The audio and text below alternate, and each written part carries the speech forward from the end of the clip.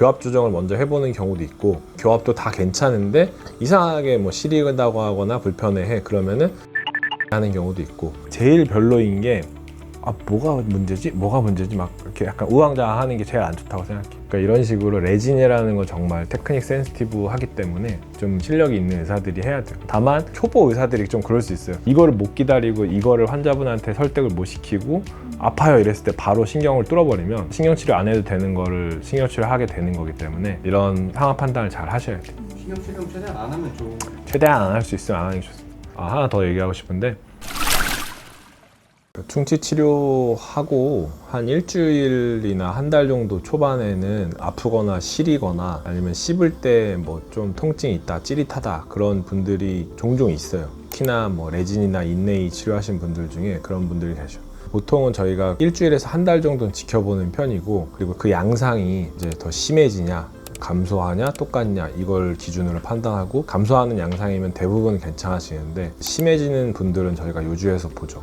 최악의 경우는 예를 들면 인전면 충치가 있어서 깊지 않아서 인레이를 했어. 근데 인레이를 했는데 너무 시려해가지고 신경치료를 했어. 근데 신경치료라는 게 성공률이 100%가 아니기 때문에 신경치료 했는데 또 계속 아파. 그래서 이를 뽑고 임플란트 하게 돼. 그러니까 환자분 입장에서는 인레이로 시작했는데 임플란트까지 가는 경우도 진짜 간혹 있어요.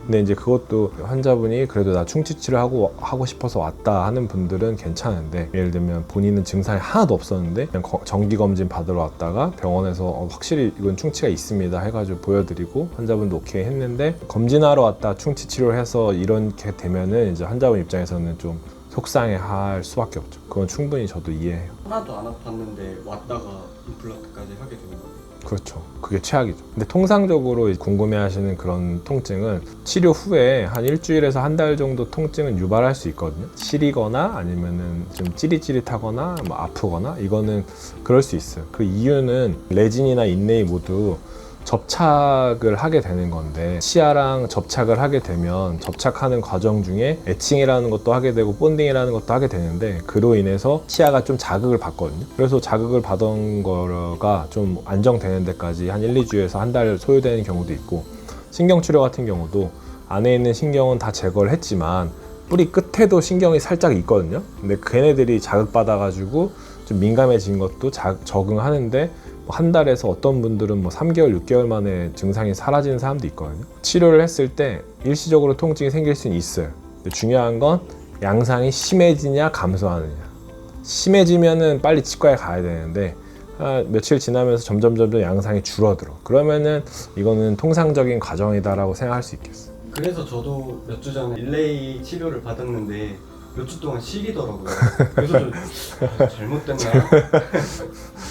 잘못됐다 이랬는데 그런 건 아니었나요? 그렇지 않죠. 근데 피디님도 충치가 좀 깊었고 하기 때문에 그럴 수 있죠. 그리고 피디님은 또 꽉 씹고 이도 갈고 막 하잖아요. 그러면은 그 충치 치료한 것들이 자극받으면 통증을 유발할 수 있죠. 한 달이 지났는데도 계속 더 심해지고 그러면은 결국 그 치아는 신경치료를 하는 수밖에 없어요. 다 신경치료하는 건 아니고, 보통 신경치료는 증상이 심해지는 경우에 하는 거고, 그래도 좀 잔존에 있어서 불편하다. 예를 들면 뭐 환자분이 하고 나서 일주일 만에 왔어요. 근데 우리가 봤을 때 이거는 좀 교합 조정이 좀 부족해서 높이가 너무 높아서 불편하시는 거구나. 그러면은 교합 조정을 먼저 해보는 경우도 있고, 예를 들면 이게 이제 사람 입이라고 생각했을 때 여기 같은 경우 보면은 실제 원래 치아보다 좀 높이 튀어나와 있거든요. 그러면 이렇게 딱딱딱딱 씹었을 때 어떤 포인트가 다른 치아들보다 먼저 닿아요. 입안에 좁쌀 같은 거 놓고 계속 씹는 거랑 똑같거든요. 뭔가 뼈나 쌀이 들어갔을 때 씹으면 아프잖아요.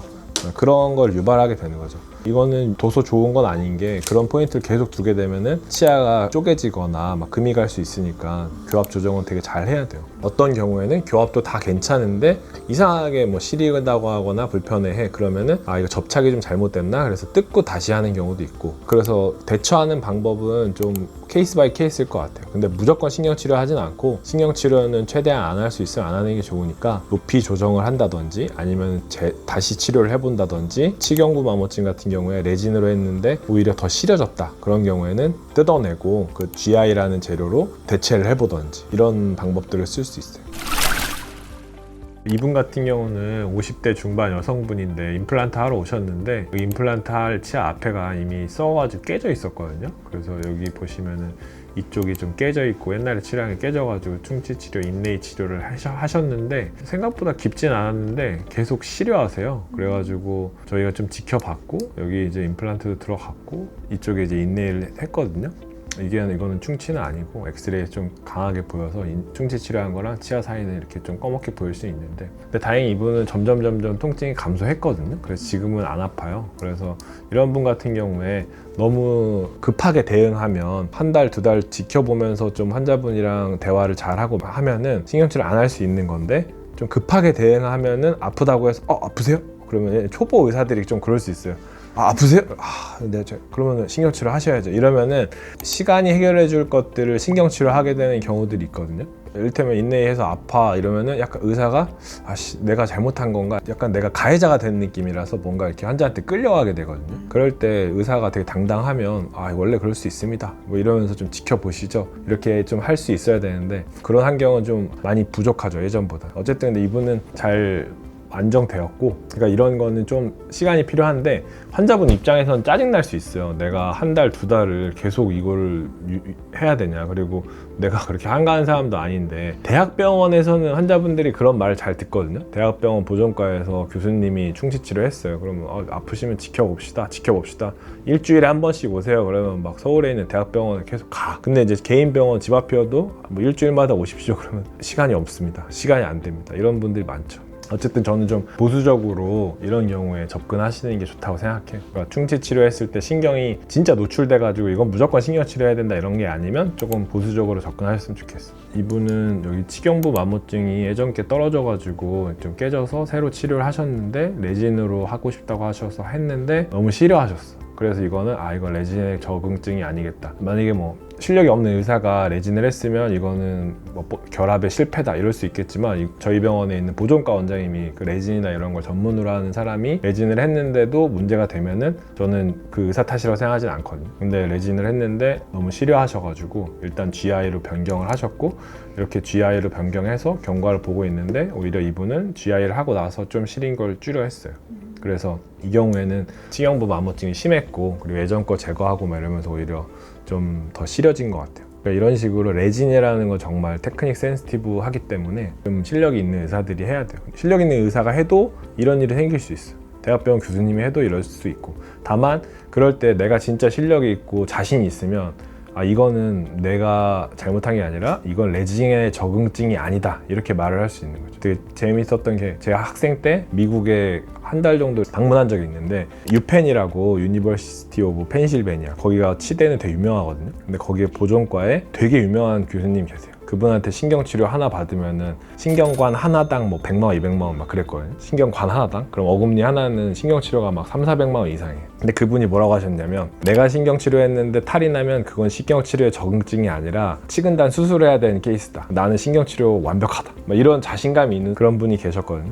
그런 것처럼 예를 들면 진짜 내가 실력이 있어가지고 치료를 했는데 잘못됐어. 그러면 명확하게 환자분한테 이건 이 적응증이 아닙니다 이렇게 말할 자신이 있으면 좋겠어요. 또 그런 분들이 잘못되었을 경우에도 빨리 대처할 수 있겠다 이런 확신도 있죠. 왜냐면은 저는 그래서 생각해요. 그 정도 자신감이 있는 사람들은 또 어떤 면에서는 되게 겸손하거든요. 이거는 내가 잘못했을 수 있다. 예를 들면 이건 본딩이 잘못됐을 수도 있겠다. 아니면은 뭐 크라운을 뭐 잘못됐을 수도 있겠다. 그러면은 이걸 다시 합시다. 막 이런 것도 자신 있게 얘기할 수 있죠. 제일 별로인 게 뭐가 문제지 막 이렇게 약간 우왕좌왕하는 게 제일 안 좋다고 생각해요.